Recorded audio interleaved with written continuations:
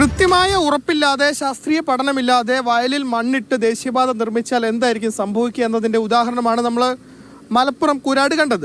സമാനമായൊരു ആശങ്ക ഉള്ളൊരു സ്ഥലമാണ് കണ്ണൂര് എളയാവൂരിനും തിലാനൂരിനും ഇടയിലുള്ള സ്ഥലം. അപ്പോൾ ഇവിടെ ഇത് വയലാണ്, വെള്ളം നിറയുന്ന വയൽ. ഇപ്പോൾ ഈ വയൽ നമുക്ക് കണ്ടാൽ മനസ്സിലാകും, ഈ വയലിലാണിപ്പോൾ ഈ മണ്ണിട്ട് ഉയർത്താൻ ശ്രമം നടത്തുന്നത്.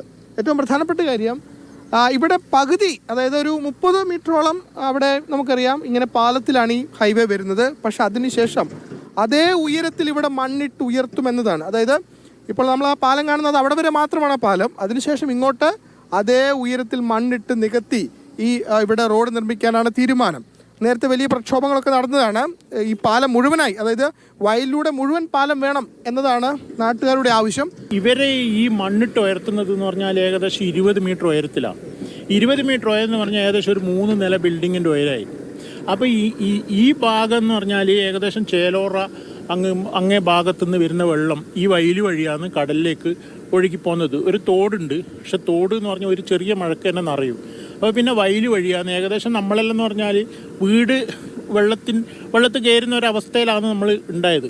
ഇപ്പോൾ ഇവർ ഇതിൻ്റെ പണി തുടങ്ങിയ ഒരു 3-4 വർഷമായിട്ട് എന്ന് പറഞ്ഞാൽ സ്ഥിരം വെള്ളം കയറ്റാം മഴക്കാലത്ത് നമ്മളെ വീടുകളിൽ. പക്ഷെ ഇവർ ഈ പണി ഇവിടെ നടക്കുന്നത് എന്ന് പറഞ്ഞാൽ അശാസ്ത്രീയമാണ്. ചേട്ടാ, നേരത്തെ നിങ്ങളിത് മുഴുവൻ പാലം വേണമെന്ന് ആവശ്യപ്പെട്ടിരുന്നല്ലേ? അതെ, മുഴുവൻ പാലം വേണമെന്ന് പറഞ്ഞ് നമ്മൾ ഇവിടെ പ്രക്ഷോഭം ഉണ്ടായിന്. അതിനൊന്നും അധികൃതർ ഒരു ആൻസറും തന്നിട്ടില്ല. കാരണം ഇതിൻ്റെ അടിയിൽ എന്ന് പറഞ്ഞാൽ ഈ ഒരു അമരുന്ന ചളിയാണ്. അമരുന്ന ചളി എന്ന് പറഞ്ഞാൽ നമ്മൾ ഇപ്പം എത്രയോ കാലമായിട്ട് കൃഷി നടത്തുന്ന ആൾക്കാരാണ്.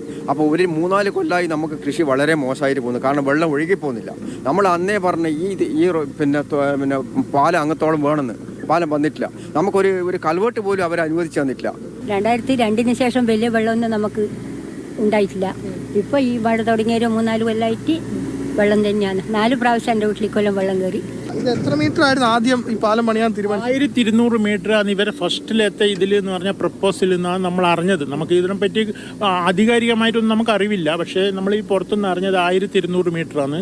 ഇപ്പോൾ ഇവർ 450 മീറ്റർ ആക്കിയിട്ട് ചുരുക്കിയിട്ട് അവിടം വരെ ഉള്ളൂ. അതാണെങ്കിൽ എന്ന് പറഞ്ഞാൽ 30 മീറ്റർ മാത്രമാണ് വയലിലോട്ട് പോകുന്നത്. ബാക്കി വരുന്ന മീറ്റർ തേച്ചു കരപ്പറമ്പാണ്, പാറപ്രദേശം. അവരുടേതായ ലാഭത്തിന് വേണ്ടിയായിരിക്കും ആ ഭാഗത്തേക്ക് അത് നീക്കിയിട്ടുണ്ടാവുകയാണ് നമ്മളെ ഇതിൽ. ആശങ്കയുണ്ട്. ഒന്ന്, ഈ ഇവിടെ സമീപത്തൊക്കെ വീടുകളുണ്ട്, അവിടെ വെള്ളം കയറുന്നു. രണ്ടാമത്തെ പ്രധാനപ്പെട്ട പ്രശ്നം, ഈ പറയുന്ന കുരാട് സംഭവിച്ച പോലെ തന്നെ ഇവിടെ അതുപോലത്തെ മണ്ണാണ്. അത് മഴക്കാലമായാൽ ഇതുവഴിയാണ് വെള്ളം പോകേണ്ടത്. അപ്പോൾ വെള്ളം പോകേണ്ട സ്ഥലത്ത് റോഡ് പണിതാൽ നമുക്കറിയാം അതിൻ്റെ അവസ്ഥ എത്രത്തോളം ഗുരുതരമാകുമെന്ന്. അതുകൊണ്ട് ശാസ്ത്രീയമായി റോഡ് നിർമ്മിക്കണമെന്നാണ് നാട്ടുകാരുടെ ആവശ്യം.